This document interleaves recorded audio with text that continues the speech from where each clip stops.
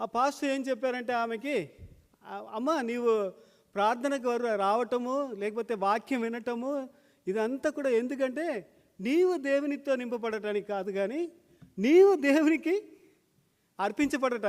అర్పించబడాలి. అందుకే నిన్ను దేవుడు పిలుస్తున్నాడు. కనుక it is not getting something from God. అంటే దేవుని దగ్గర ఏదో దీవెన పొందాలి, దేవుని పొందాలని, ఏదో ఒకటి పొందాలని మనం రాకూడదు కదా. మనల్ని మనం ఇక్కడ వచ్చి ఏం చేయాలి? మనలను అర్పించడానికి రావాలి. ఈ మాటను ఆ పాస్టర్ ఆమెకు చెప్పారు. అమ్మ ఏదో పొందాలని నీవు రాకూడదు, నిన్ను నీవు అర్పించడానికి ఎక్కడికి రావాలా? దేవుని సన్నిధికి రావాలన్నప్పుడు ఆమె అర్థం చేసుకుందట. కనుక ప్రియులారా, ఒకవేళ మీరు ఇక్కడ వచ్చారో ఏదో ఒకటి పొందాలని వచ్చారా?